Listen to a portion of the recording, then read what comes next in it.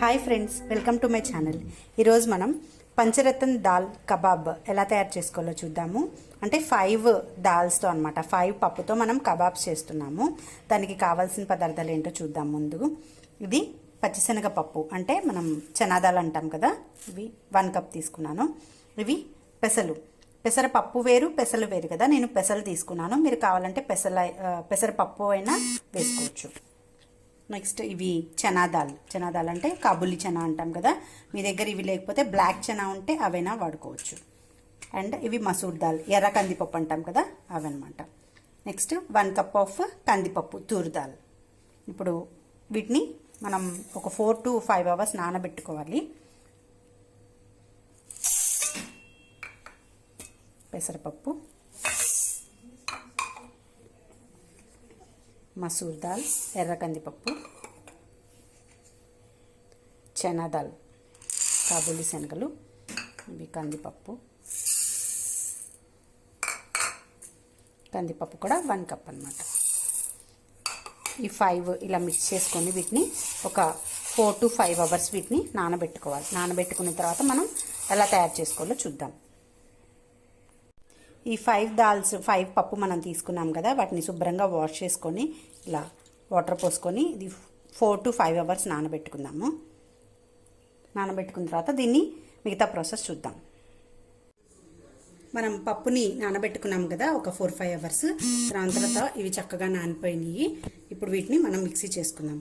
ఇది వాటర్ అంతా స్ట్రెయిన్ చేసేసి వీటిని కచ్చాపచ్చిగా మనం గ్రైండ్ చేసుకోవాలి. దీనికి కావాల్సిన మిగతా పదార్థాలు జీరా అండ్ చాట్ మసాలా పౌడర్, అల్లం అండ్ పచ్చిమిర్చి పేస్ట్,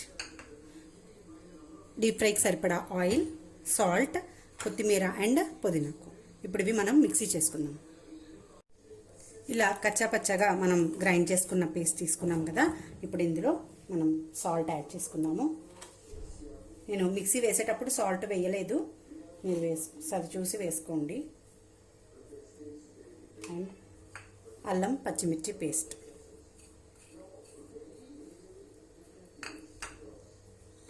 కొత్తిమీర అండ్ పుదీనా. మీరు కావాలంటే ఇందులో ఏ ఆకుకూర అయినా వేసుకోవచ్చు.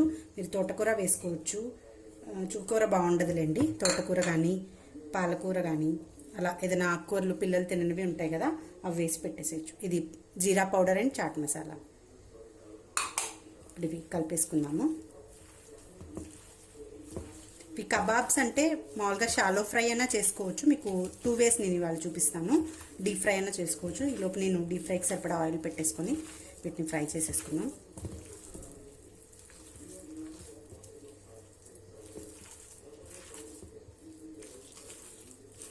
మనం దాల్ వడ చేసుకుంటాం కదా, దాల్ వడ లాగే అన్నమాట ఇది కూడా.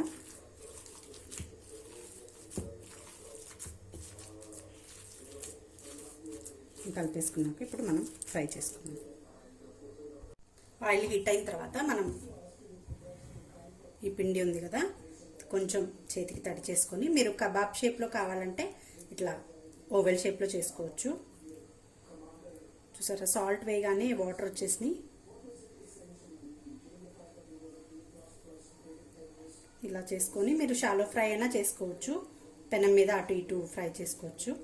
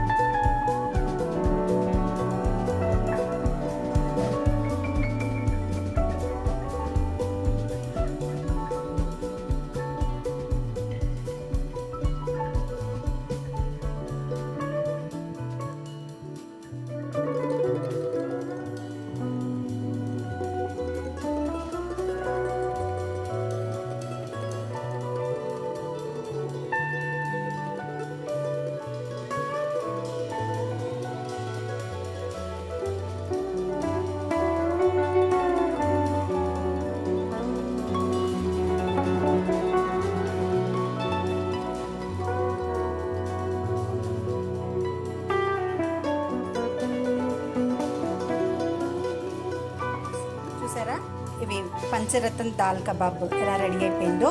మీకు ఈ రెసిపీ నచ్చిందా? నచ్చినట్లయితే లైక్ చేయండి, షేర్ చేయండి అండ్ సబ్స్క్రైబ్ చేయండి. Thank you for watching. Bye bye.